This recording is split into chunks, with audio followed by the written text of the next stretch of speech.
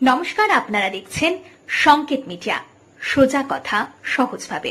Beadon রোয়ের Kolkata হোস্টেলের ছাত্রী আবাসের 17 নম্বর রুমে গতকাল ভোর 5:30 নাগাদ চাঙড় ভেঙে পড়ে।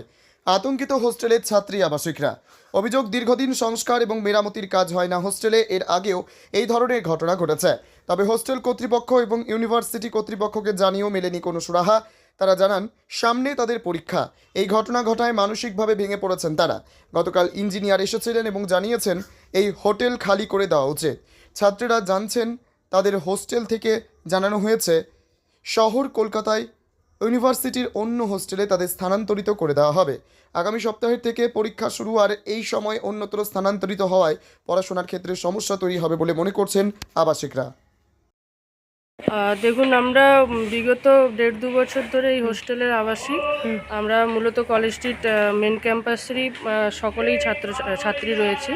গতকাল ভোর 5:30 নাগাদ আমাদের সহপাঠীদের একটা রুম, 17 নম্বর রুম, সেই রুমে তারা ঘুমন্ত অবস্থায় ছিল। ভোরবেলায় হঠাৎ করেই তারা যখন ভোর 5:30 বাজছে, হঠাৎ করেই তাদের ওপর সিমেন্টের যে চাঙড়গুলো সেগুলো পড়তে শুরু করে এবং আচমকায় ঘুম ভেঙে দেখে যে কড়িকার যে বর্গা রয়েছে সিলিংটাকে প্রোটেক্ট করার জন্য, সেটা তাদের ওপরই হয়তো পড়ে যেত এবং তারা আচমকায় উঠে পড়ে এবং অন্য রুমে যেতে সক্ষম হয়, যার কারণে আমাদের প্রাণহানি ঘটতে পারত, কিন্তু সেটা হয়নি।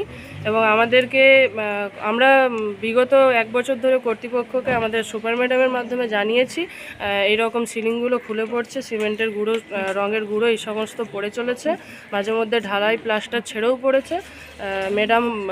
ম্যাডামের মাধ্যমে বোর্ড অফ রেসিডেন্সে জানানো সত্ত্বেও কোনোরকম কোনো পূর্বে ব্যবস্থা নেওয়া হয়নি।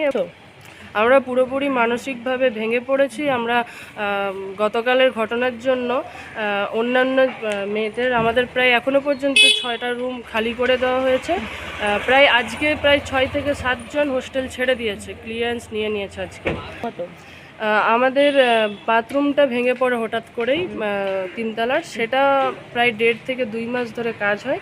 এবং অন্যান্য যে বিষয়গুলো রয়েছে, করিডোর বা রুমের ভেঙে পড়ার বিষয়গুলো, এগুলো অনেক লেন্দিভাবে কাজ করা হয়, প্রায় হয় না বললেই চলে। আমাদের বাহ্যিকভাবে এরকম রং টং কিছুদিন আগে করা হয়েছিল, কিন্তু আমাদের কোনো মেনটেনেন্সের ঘরোয়া সিমেন্টের বা যেগুলো ভেঙে পড়ার কাজ, সেই জায়গাগুলো করা হয়নি বা চেকও করা হয়নি যে সেফটি পিরিয়ড আছে কি নেই। আমরা নিরাপত্তা নিয়ে অভাববোধ কিছুদিন আগেই করছিলাম, যেহেতু এই মাসের প্রথম দুদিন প্রায় একবার ছাদের থেকে, করিডোর থেকে চাঙড় ভেঙে পড়ে, ম্যাডামকে ডেকে দেখানো হয়। তো সেই জায়গায় আমরা কোনোরকম কোনো আশ্বাসবোধ যেহেতু পাইনি, কাজ হতেও দেখিনি, এবং আমরা যেহেতু ছাত্রছাত্রী। Subscribe our channel. Press the bell icon.